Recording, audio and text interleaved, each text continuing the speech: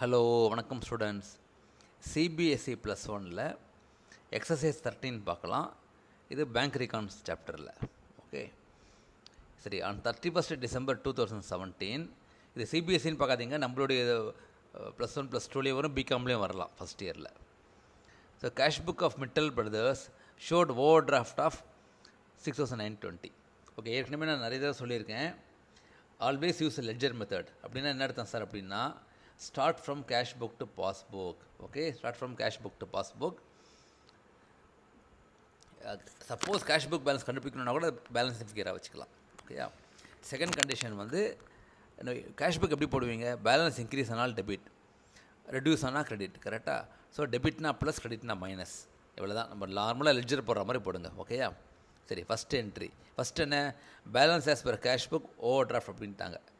Over draft அப்படின்னா மைனஸில் போடணும். கரெக்டாக? ஏன்னா நம்ம வந்து பேங்க்கு கொடுக்கணும். So balance as per overdraft passbook போட்டாச்சு. ஓகே. அடுத்தது debited by bank 200 on account of interest on overdraft and 50 on account of charges. Okay சரி, இன்னொரு முக்கியமான ஸ்டெப் சொல்ல மறந்துட்டேன். First cash book to passbook, second ledger மாதிரி debit and credit plus minus. Third always keep a working note. அதாவது 3 columns, cash book, passbook and பிஆர்எஸில் என்ன வரும்னு சொல்லிட்டு அது எப்படின்னு சொல்கிறேன் இப்போ. For example, first adjustment interest on overdraft not in cash book. ஓகேயா. அப்போ கேஷ் புக்கில் என்ட்ரி இல்லை. ஓகே, ஆனால் பாஸ்புக்கில் என்ட்ரி இருந்திருக்கு. அப்போ என்ன வந்திருக்கும்? பேலன்ஸு. கரெக்ட். அது என்ட்ரி எஸ்ஆர் மாத்திரம் போடாதீங்க, அது என்ன இருக்கும்? பேலன்ஸ் குறைஞ்சிருக்கும். அப்போ நம்ம கேஷ் புக்கையும் பாஸ்புக்கையும் மேட்ச் பண்ணணும்னா அப்போ நம்ம என்ன பண்ணணும்? நம்மளும் இங்கே ரெடியூஸ் பண்ணணும். ஸோ அதுதான் இங்கே பிஆர்எஸ்ங்கிற காலம் வச்சுருக்கேன். ஸோ பிஆர்எஸில் மைனஸ் பண்ணணும். அப்போனா 200 கிரெடிட் பண்ணணும். ஓகேயா. அதே மாதிரி charges for bills not in cash book. So பேங்க்கில் பேலன்ஸ் ரெடியூஸ் பண்ணியிருப்பாங்க. ஓகே, கேஷ் புக்கில் என்ட்ரி இல்லை. ஸோ நம்ம ரெண்டு ஈக்குவல் பண்ணணும், நம்மளும் இங்கே மைனஸ் பண்ணணும். ஸோ மைனஸ் பண்ணியாச்சு 50 rupees. ஓகேயா. அடுத்தது cheques drawn but not encashed before 31st December for 4,000. அப்படின்னு என்ன அர்த்தம்? நீங்கள் செக் இஷ்யூ பண்ணியிருக்கீங்க. ஒன்றா நீங்கள் யார் கொடுத்தீங்களோ அந்த சப்ளையர் பேங்க்குக்கு போகல ஒன்றும். So sex issued but not in passbook. So sex issue பண்ணால் கேஷ் புக்கில் என்ன வரும்? என்ட்ரி மைனஸ் பண்ணுவீங்க. ஓகே, ஆனால் பாஸ்புக்கில் என்ட்ரி இல்லை. இப்போ நீங்கள் ரெண்டுத்தையும் ஈக்குவல் பண்ணால் என்ன பண்ணணும்? ஒன்றா பாஸ்புக் பேலன்ஸை மைனஸ் பண்ணலாம். அது நம்மளால் பண்ண முடியாது. நம்மள்ட்ட இருக்கிறது கேஷ் புக் தான்.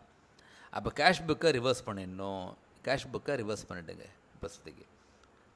ஓகேயா. ஏன்னா நம்ம கேஷ் புக்கில் ரெடியூஸ் பண்ணிட்டோம், பேங்க்கில் வரல.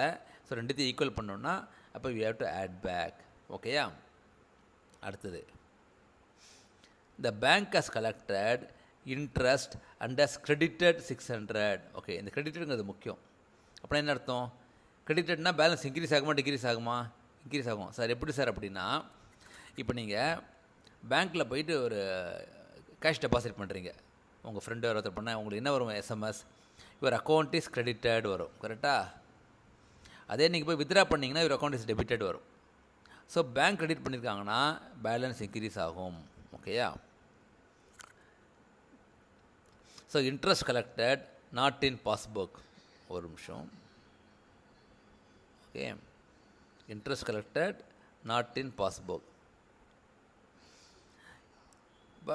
Not in cash book. Cash புக்கில் என்ட்ரி வரல. ஸோ கேஷ் புக்கில் நோ என்ட்ரி, பாஸ்புக்கில் பேலன்ஸ் இன்க்ரீஸ் ஆகிருக்கு. ஏன்னா இன்ட்ரெஸ்ட் கலெக்டட்ங்கிறாங்க, கிரெடிட்டட். ஓகே, அப்போ நம்ம ரெண்டுத்தையும் ஈக்குவல் பண்ணணுன்னா நம்ம இங்கே இன்க்ரீஸ் பண்ணணும் கேஷ் புக்கில்.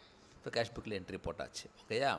அடுத்தது ஃபோர்த்து, எ பில் ரிசீவபிள். இது கொஞ்சம் கஷ்டமானது. A bill for 700 previously discounted, okay, with the bank had been dishonored. So previously டிஸ்கவுண்டட்னு என்ன அர்த்தம்? நம்ம பேங்க்லேருந்து பணம் வாங்கியிருக்கோம். கரெக்டாக?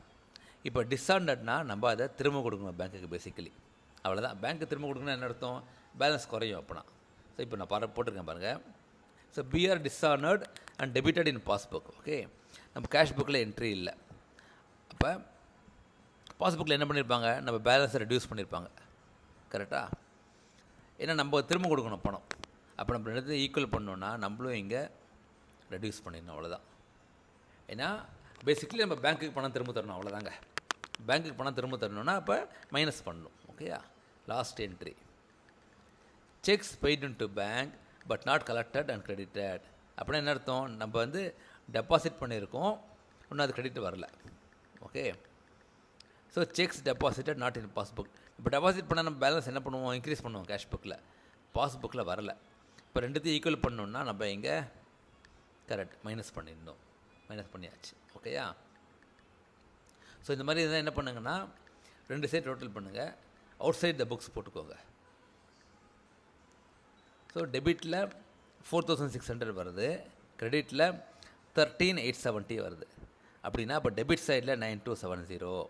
ஸோ 9270 போட்டுவாங்க டெபிட் சைடில். என்ன பேலன்ஸ் இது? பாஸ்புக்கில் டெபிட்டில் இருக்குது. அப்படின்னா ஓவர் டிராஃப்ட்.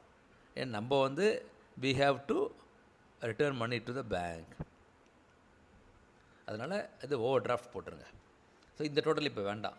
ஸோ 13870 இந்த பக்கம் போட்டுட்டு, இந்த பக்கம் 13870, பேலன்ஸ் 9270. இது